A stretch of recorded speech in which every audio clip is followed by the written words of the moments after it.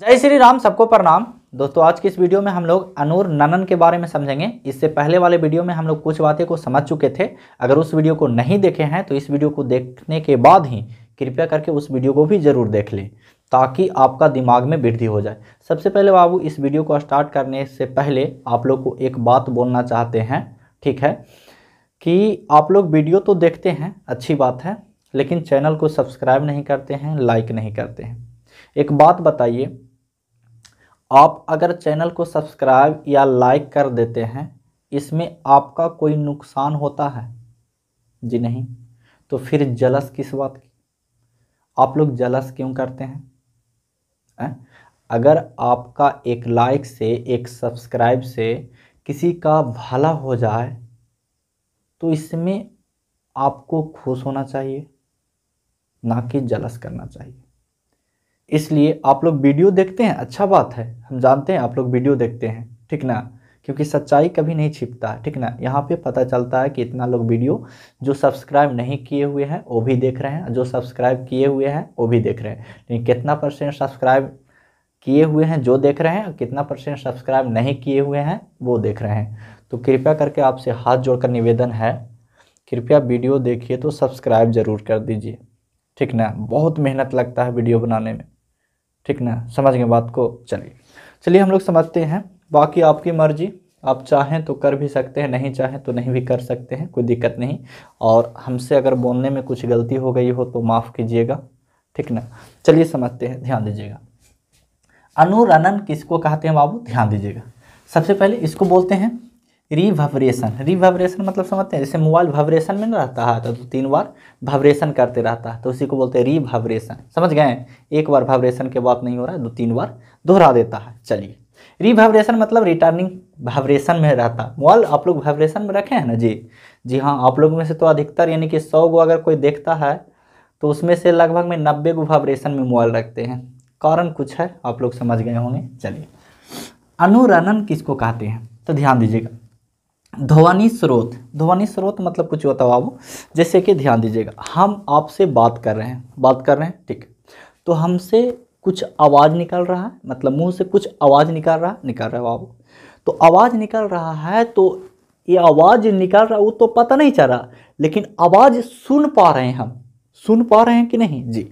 अगर मान लिया जाए कि यहाँ से 20 मीटर दूर कोई लड़का खड़ा है, उसको अगर हम इधर से पुकारते हैं, ठीक है, ध्यान दीजिएगा, इधर से पुकारते हैं, अरे फलानमा, ठीक है, फलानमा, उसको हम पुकारते हैं, तो वो मेरे की ओर ही देखेगा। क्यों? क्योंकि उसको प्रतीत हो गया, उसको मतलब मन में विश्वास हो गया कि वो आवाज़ हमको तो दे रहा है लेकिन इधर से दे रहा है। तो जिधर से वो दे रहा है ना, उसको स्रोत बोलते हैं बाबू। कुछ बोलते हैं स्रोत। तो आवाज़ दे रहा है तो आवाज़ का स्रोत, तो आवाज़ मतलब ध्वनि होता है, ठीक है जी, समझ गए। चलिए, के समाप्त हो जाने के बाद, समाप्त यानी ध्वनि स्रोत के समाप्त हो जाने के बाद भी ध्वनि की गूंज का कायम रहना अनुरणन कहलाता है। मतलब कि बाबू कभी कभी देखते होंगे आप लोग, अगर बड़ा हॉल में जाइएगा ना, हॉल मतलब समझते हैं, जैसे बड़ा रूम में जाइएगा तो एक खवा बोलिएगा ना, तब फिर लगता है ना कि एक बार और कोई बोल रहा है, मतलब मेरा ही आवाज़ में, समझिए बात को, उसी को अनुरणन को, मतलब एक खवा हम बोल दिए और फिर मतलब लगता है कि एक खवा और कोई बोल रहा है, उसी को बोलते हैं अनुरणन गूंज। समझ गए बात को? समझ गए ना? हाँ, एक तरह से बोला जाए बाबू, तब आवाज को दोहराना, आवाज को दोहराना, एक बार आवाज हम बोल दिए और उसको फिर दोहरा रहा है, उसी को बोलते हैं अनुरणन। कोई दिक्कत है? चलिए, कहलाता। इसका कारण ध्वनि का बहु परावर्तन है। ये जो गूंज जो निकलता है 2-3 बार, इसका कारण क्या है बाबू? तब बहुल परावर्तन है। कुछ ही है, बहुल परिवर्तन। तो किसका परिवर्तन? तो ध्वनि का। किसका परिवर्तन बाबू? ध्वनि का। चलिए, यहां तक किसी को दिक्कत हुआ नहीं ना? दिक्कत अगर होगा कुछ भी बाबू तो आप लोग कमेंट कीजिएगा, हम उसको समझाने का प्रयास करेंगे, बहुत प्रयास करेंगे, ठीक ना। आप लोग कमेंट में लिखिएगा जरूर। चलिए आगे देखते हैं, ध्यान दीजिएगा। सिनेमा हॉल में, सिनेमा हॉल आप लोग गए हैं, फिल्म में देखने गए होंगे, ऐसा बात नहीं है। जैसे कि अभी 12th फेल ऑल है ना, तो आप लोग चाहें तो इसमें भी देख सकते हैं, नहीं तो आगे भी देख सकते हैं ना। चलिए सिनेमा हॉल में अनुरणन तथा प्रतिध्वनि को रोकने के लिए, देखिए सिनेमा हॉल में बड़ा हॉल रहता है बाबू, तो उसमें एक खवा अगर मार धार वाला अगर फिल्म चल रहा है पूरा, तो एक खवा मारता है ढाई, तो अगर उल लगल नहीं रहेगा ना पदार्थ, हम बतावेंगे अभी, तो जानते हो एक खवा ऐसे मारेगा ढाई ना, तो ढाई ढाई ढाई ढाई ढाई ढाई 5-6 खवा 20 खवा करेगा, तो वही आवाजबा में सुने में रह जाएगा, तो फिर अगला आवाजबा देख पावेगा, सुन पावेगा, नहीं सुन पावेगा, है ना। तो उसके लिए कुछ व्यवस्था करते होंगे ना हॉल में, क्योंकि वहाँ पे लोग कम से कम एक हॉल में, बड़ा हॉल के बात बोल रहे हैं, एक हॉल में कम से कम नहीं होना तब 500 से कम लोग नहीं बैठते होंगे एक हॉल में, समझ रहे हैं। तो उसमें तो दिक्कत होता होगा। हाँ, तो उसका सोल्यूशन भी है बाबू, देखो हर चीज़ का सोल्यूशन है, तुम कुछ का भी खोजो, हर चीज़ का सोल्यूशन है, ये हमेशा याद रखना, ठीक ना। चलिए, प्रतिध्वनियों को रोकने के लिए ध्वनि अवशोषी पदार्थ का प्रयोग किया जाता है। ध्वनि अवशोषी मतलब कुछ होता है ना, वहाँ पे एक पदार्थ को लगा दिया जाता है जो कि ध्वनि को अवशोषित मतलब कि ग्रहण कर लेता है, कुछ कर लेता है, ग्रहण कर लेता है, फिर उसको जाए नहीं देता है।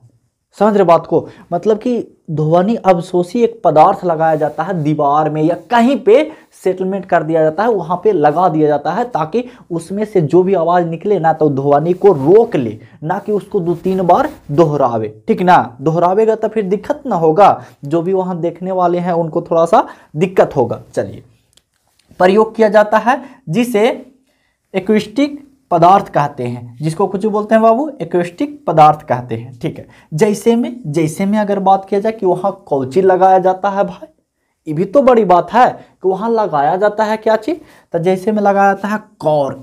कॉर्क जानते हैं, नहीं जानते हैं, कोई बात नहीं, हम बतावेंगे, ठीक ना। लेकिन अभी फिलहाल जानिए, कॉर्क एक पदार्थ होता है जो कि ध्वनि को अवशोषित करता है, ठीक है जी। चलिए, उसके बाद होता है मोटा पर्दा, मोटा पर्दा, फिर खुरदरी दीवार, दीवार देखे हैं, खुरदरी दीवार, नोचल उचल खुदराल, हाँ पुराना जमाना वाला दीवार।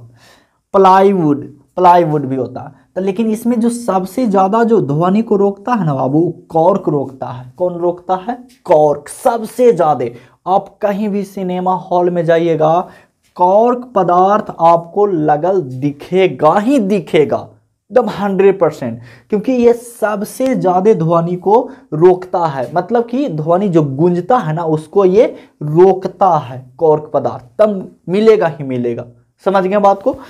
फिर है मोटा पर्दा, मोटा पर्दा भी ध्वनि गूंजने से रोकता है। खुरदरी दीवार भी ध्वनि अगर गूंज रहा है तो उसको रोकता है। देखते हैं कहीं आप लोग के घर में ही देखे होंगे कि अगर घर ऐसा ही है, नॉर्मल घर है ईटा का, जिसमें प्लास्टर नहीं हुआ है, तो उसमें अगर आवाज आप निकालिएगा तो नॉर्मल आवाज निकलता, लेकिन जैसा ही दीवार प्लास्टरा हो जाता है तो अगर आप आवाज निकालिएगा तो गूंज करके आवाज निकलता है। समझ गए? इसी को तो बोलते हैं कौची बाबू, अनुरणन। समझ गए बात को? हाँ, तो आशा करते हैं आप लोग को समझ में आया होगा। अगर समझ में आया है ना भाई, तो कृपया करके चैनल को जरूर सब्सक्राइब कीजिएगा, शेयर कीजिएगा, ठीक ना। तो मिलते हैं नेक्स्ट वीडियो में किसी अन्य टॉपिक के साथ, तब तक के लिए जय हिंद, वंदे मातरम।